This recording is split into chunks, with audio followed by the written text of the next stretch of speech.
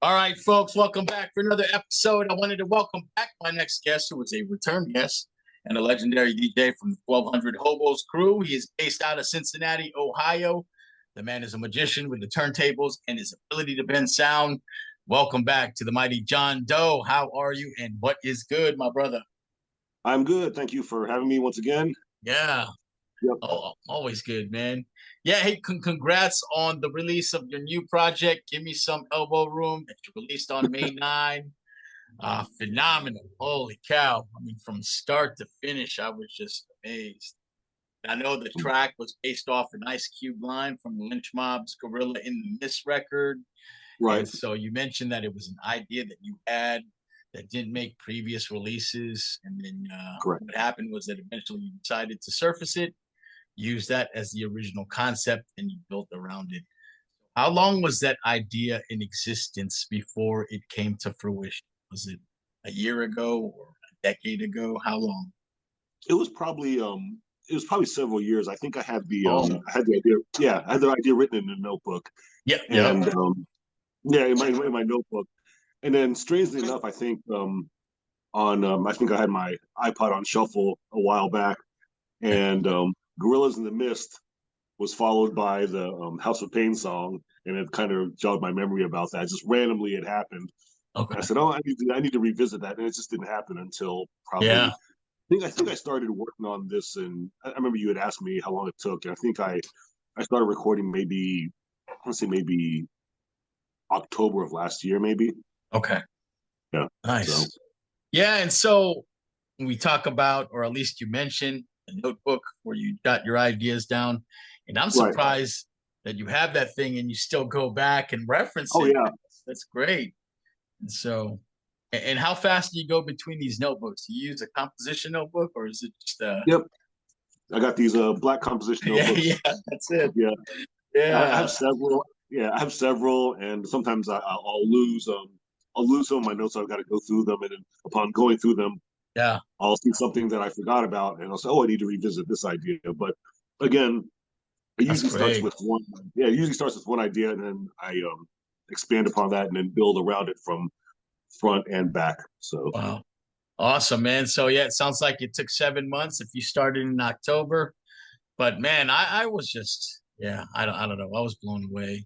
I love how you opened with the Dizza, the Liquid Swords, and right. Ali. That just kind of set the tone for me. You know, that song always gets me wild.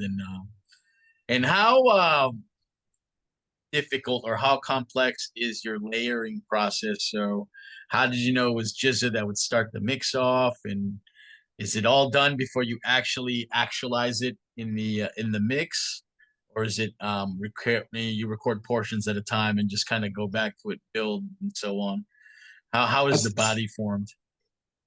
I, that is a really good question. I think gosh, now that you ask me, I'm wondering how I even actually started. Yeah, Um, I think again, I was going through some of my digs that I've yeah, done, and I came across the Willie Mitchell record. I said, mm, "Oh, the grooving song is on here," so I played that, and I just remember the intro to Jizza's actual song where yeah, RZA says, "Oh, sometimes you got to take them back." And I said, yeah, "Oh, what if I kind of?" So that just kind of happened like coincidentally, and then from there, man, I really don't know how I got a chance to even connect the original idea I had with that yeah. with It's that so good. Jizza record. Yeah, Um, that's super I always cool. I always thought that the as I was listening upon finalization of the project, I Yeah, thought that going from that Liquid Swords part yeah, to the mission instrumental was maybe a little bit jarring as far as tempo, but it really actually wasn't. I think I was just because I've been working on it so much that that's what I thought, but yeah. I don't think it really matters. Yeah, no, it sounded great. And I know you probably talked to me in some previous interviews about the platform that you use, but like with the platform that you use where you lay all this stuff down, how many tracks are there? You know, I'm familiar with the old school 4 track, and when I record, I think I got there's like 52 tracks, but how many tracks in the platform that you use to lay all this stuff down? Eight, 8. eight. Wow. Yeah. Yeah. So I double up, I double up a lot on Yep. certain things where I have to double up. So to save that track, and then Yeah. I end up having to like, oh, I can add this here, add this. So I mean, 8 tracks is actually enough. I mean, I've heard people brag about having unlimited tracks, and then you listen to their tracks, and you think to yourself, I hear two. Yeah. I'm not sure. I'm not sure how Jeez. many tracks you used, but yeah. Yeah, there was a lot of good stuff going on. It was very multi-layered and just I was trying to appreciate for every sound that I heard, and even the vocals alone. So 8 tracks, man. And then all the scratching, is that you? Yep. And the thing is, sometimes there are scratches. Like I think there was a rhythm scratch on like in the intro from Special Ed's The Mission, Yep. where there's a just a rhythm scratch before the chorus comes in. Okay. And I said, well, that's not me, so I actually had to take it out. Yeah, So every scratch in there is actually me. I've not if there's any even a rhythm scratch, I'll take that out and redo it myself. I see. Oh man. So, Yeah, and did you do you practice scratching on the regular too as well, or are you just good to a point where you don't need to practice anymore? oh, I still practice because sometimes I feel like I can feel like I'm in a rut sometimes. So Okay. um, as far as just putting on a straight beat and shredding through it, I will do that sometimes. But Yeah. it actually helps to scratch maybe to actual music or songs or Yeah. because then you can kind of learn how to play kind of in the pocket and against things, so you're just not shredding over 16 bars for Yeah. absolutely no reason. Oh, that's So fun. that's yeah. Yeah, your song selection is always good. I was very excited to hear Nine's voice. Did I get that right? Yeah. Yep, Was yep, it yep, yep. Nine? You're correct. Yep, it Okay, was I was nine. like Yep, pretty sure it's Nine because he's the only dude that's got the raspy voice, right? And so right, and right. and I loved his his What You Want track and NEMC. So yeah, where is that sample? That sample? What song is that exactly? You know when he they went when he says give me room to breathe. What song is that actually from? You remember? Um, that was is it? It's not what you want. It's Yeah, Oh my gosh, yeah. I I can't That's remember. But okay. yes, it is a nine Hey, song. bottom line, I was just excited to hear Nine, and I was like, oh All man. right. So I downloaded the album yesterday too. I was like, man, I'm gonna listen to the Nine album. Yeah, when I go to work tomorrow. So awesome. Yeah, So yeah. very exciting in the picks. Yeah. That insert was necessary for that part. Yeah. Was it a cappella? So when you use the vocal samples and they go within your mix, are you able to strip instrumental from it, or do you have to search for the acapella? So yeah, the acapella was on the instrumental or on Okay. the 12 inch. Oh, So okay. Got it. yeah, so if I don't have the if I don't have an acapella or I don't have an instrumental, there's a kind of ways to make it work. Like maybe you'll take the actual song and just take the bass out and use that instead, I cut that see. up. Drown it Or if out. the instrumental, yeah, or if the instrumental is not there, just maybe loop up the first 2 bars before the verse and do that. So yeah, there are ways Oh, around, but for the most part, I would rather just kind of like the straight jacket, from the yeah. from the title. Well, tell me the process of making this big mix that you created. Was it an easy one? Was the 7 months painful, or was it quite smooth? Tell me about the Um, journey. well, let's see. Most of the, I guess, most of the process is just trying to stick to a concept, and trying to figure out what comes next, as far as what record to put on next and what path you're going to take. It's real easy to just throw a bunch of things together, and Yeah, tempos, so that'll work. And and I know that can work, but for me, I guess I've done it so long this way. I said, well, if I use this beat that's got these drums, I've got to connect it some way with either the sample, the drums, or the vocals, or yeah. something. And if you listen closely enough, you'll see, okay, well, that's why he went this way, and that's why this came next. Yeah. But there have been a couple times where I was kind of in a rut because I do not know where to go from here. I really don't know where to go from here. Wow. Um, so one part where I was actually stuck was toward the very end, Okay. after the flavor of the month. After I did that whole part, I wasn't sure where to go from there. And then the original has that part at the end where it says reach out," and immediately I thought of Average White Band, "Reach Out." and then Yeah. Steady Mobbin, which I always wanted to use, but Yeah. again with the again with Steady Mobbin, there was no instrumental for that, Yeah. so I just kind of looped up the first part of Reach Out and used that. So Yeah. No, that's great. Yeah, I'm sure it's a complicated journey. And do you have a feedback mechanism when these mixes are done? Do you have some trusted agents that you go to give them a listen before you go final, or as the process goes on, or is that something that you keep private? um, I have very few people. I mean, I believe like as far as just reviewing and check out, you were the first one Oh man, yeah, to check it out. that's awesome. So yeah, so I actually didn't get any feedback. I think my feed because people always say you're your own worst critic, right? Yeah. So Uh-huh. there are several times I was just reviewing it in the car, and I thought, oh god, that sounds terrible. I Oh, should actually sheesh. redo that part, or that part came a little bit too loud, or there'd be something wrong with it. So Yeah, usually it's just me. I don't run it by anyone. yeah, I don't know if that would help or not. I just kind of like yeah, to finish it, and then there it is. So yeah. No, hey, fair enough. yeah, Yeah, a lot of other notable tracks that I heard on there was the if I'm not mistaken, the Q-tip breathe and stop sample I heard in there. yep, That yep. was good. Yeah, then it went into the double. So you were rocking doubles too, right? I saw you Yeah, yeah, doing it mid the track. doubles for That that because like you don't hear people do that right. on projects. I figure, yeah. Yeah. So I took it and extrapolated it. So just for like the whole turntablistic part of it. That was cool, man. Are you a big Tribe fan or just more Q-tip?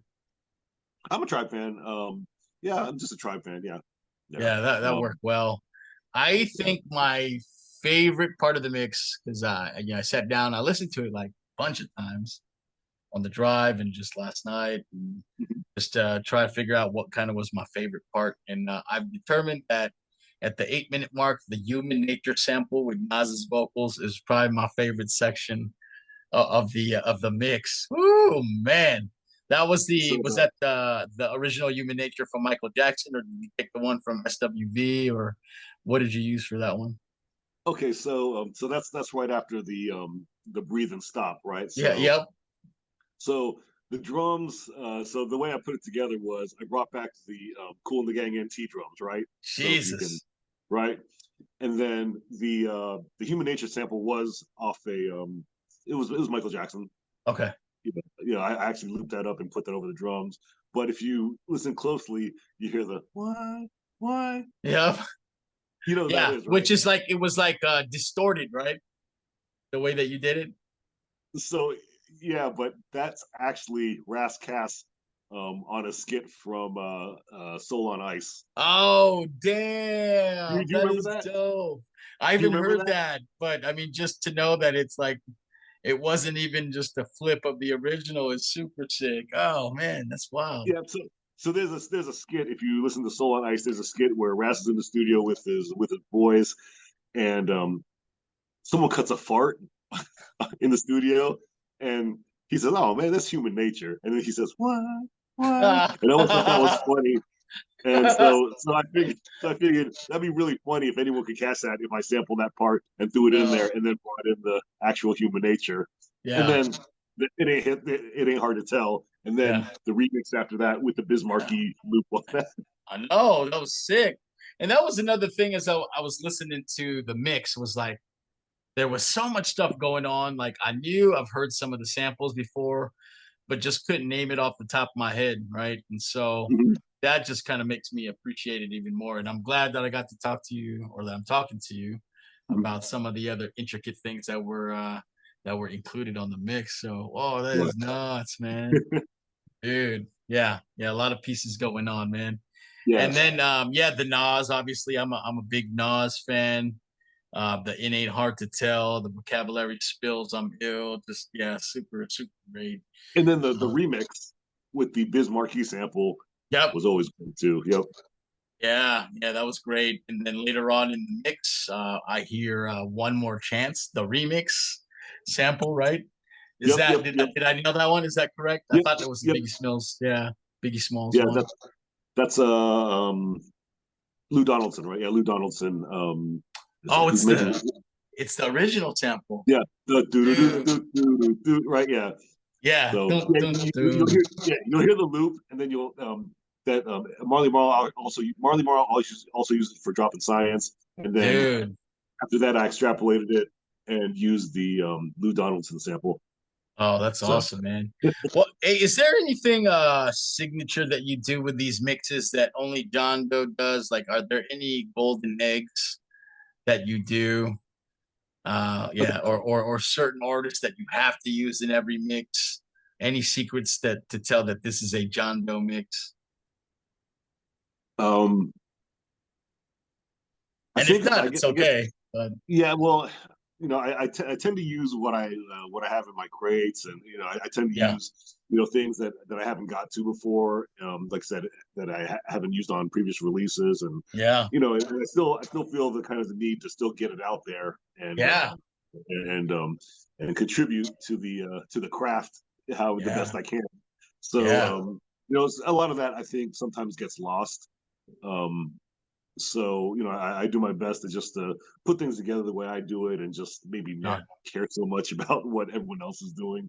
yeah, It's just the way that things have to be done sometimes. So yeah. Oh, yeah. I love it. Well, what's the plan for this? So I know that you had it on the Bandcamp and it's there digitally for people to pick up. Is there any intent on trying to get it on a tape or anything like that?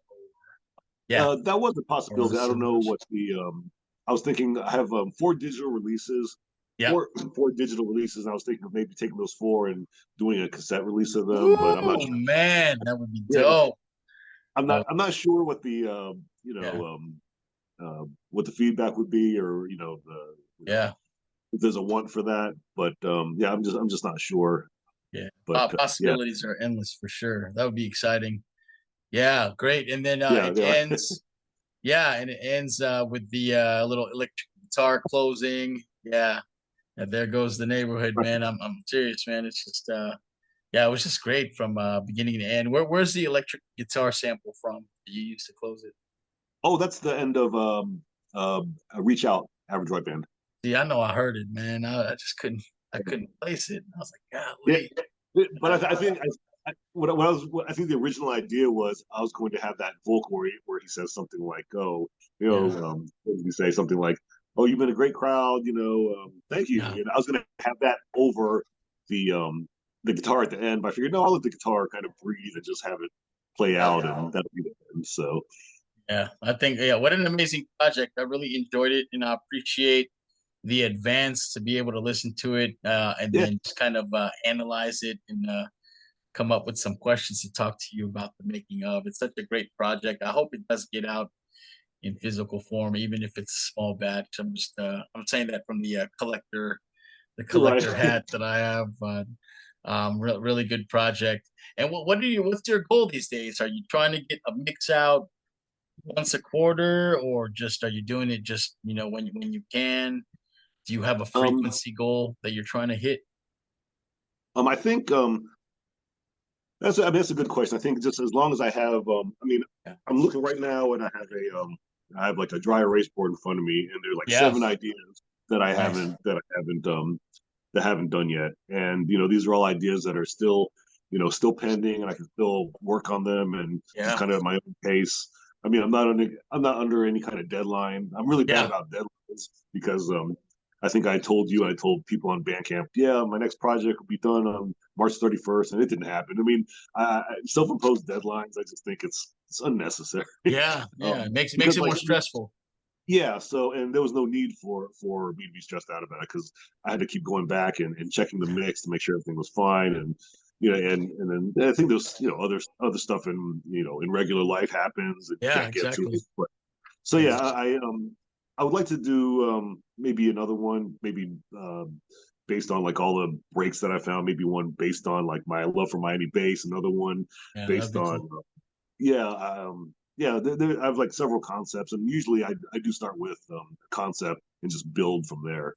It Yeah. just it makes it easier to work and kind of makes it easier to maybe to focus on things. Yeah. Hey, are you collaborating with anybody, or do you think we'll see something collectively from the 1200 hobos maybe in the future? Um, what's your prediction for that? my prediction is probably not. I mean, Okay. like, like Dibs doesn't live too far from me, but we see Yeah. each other maybe like once a year, if that. Mm. We don't Yeah, see each just other. life and Yeah, everybody's got lives going on. Yeah. right. And then I think I did have a an idea to do a collaboration on a track, but Hmm. no one would commit. So it's very difficult to do Yeah. any kind of DJ collaboration Yeah. and um, and have people commit to it. So I Yeah. would probably say no. I mean, I've done all these things kind of by myself, and And it's amazing. Yeah. Everything that you've done. yeah, Yeah.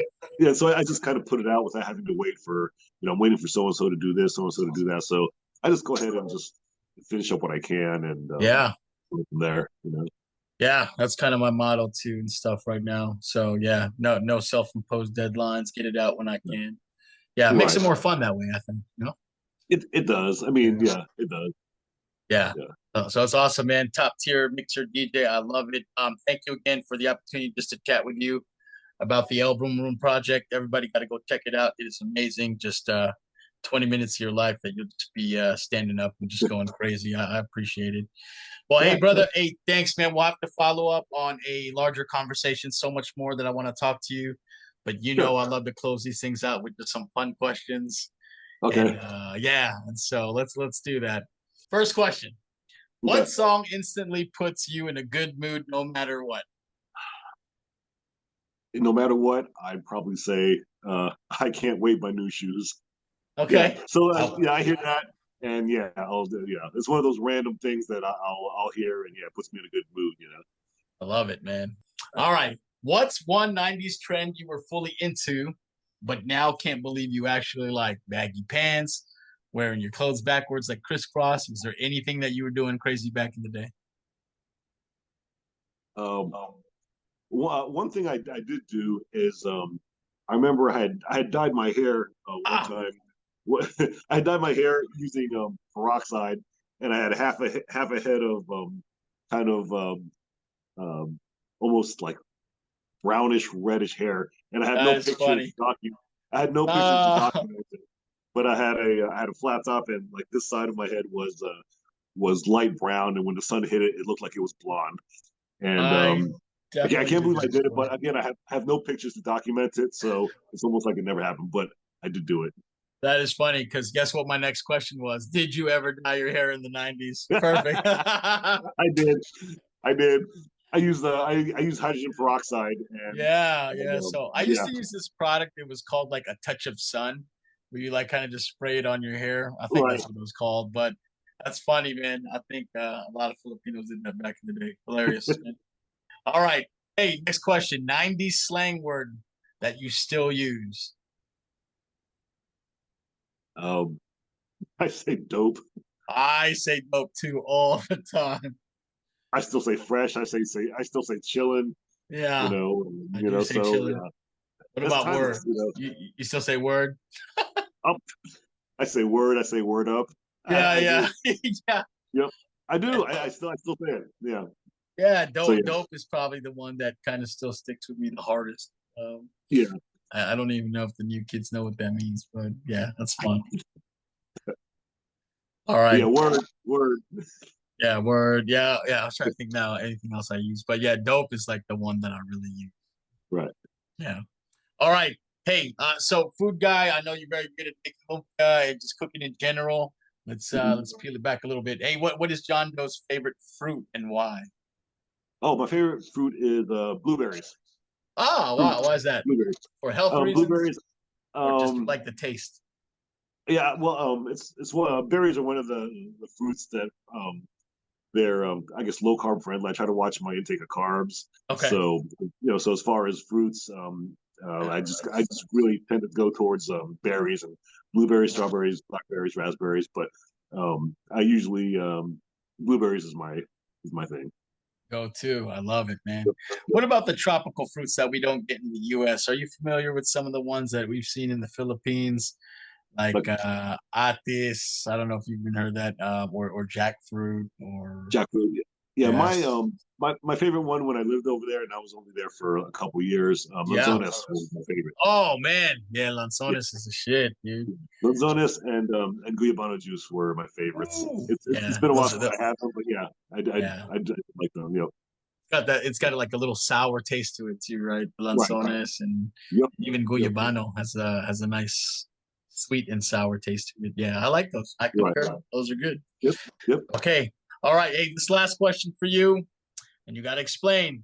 Does John Doe believe in aliens? If so, why? If not, why? Do I believe in I do believe in aliens, but it's going to be a while before we see them. I mean, I used to read a lot of books on extraterrestrials and things like Yeah. that. I haven't lately, but when I was growing up, I used to just read a lot about extraterrestrials, and sometimes those stories would freak me out. But but I think they're out there, but it's going to be a while Yeah. before we actually make contact. But Yeah.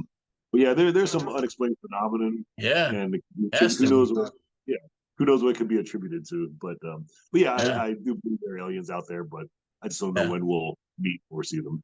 Yeah. What about just a couple months ago? There were some UFO sightings with all those crazy light shows. And yeah, did you have Yeah, any thought on that? Or did you think it was something that the government did? What's your theory on that? If you did see that in the news a couple months ago, it was all over the world.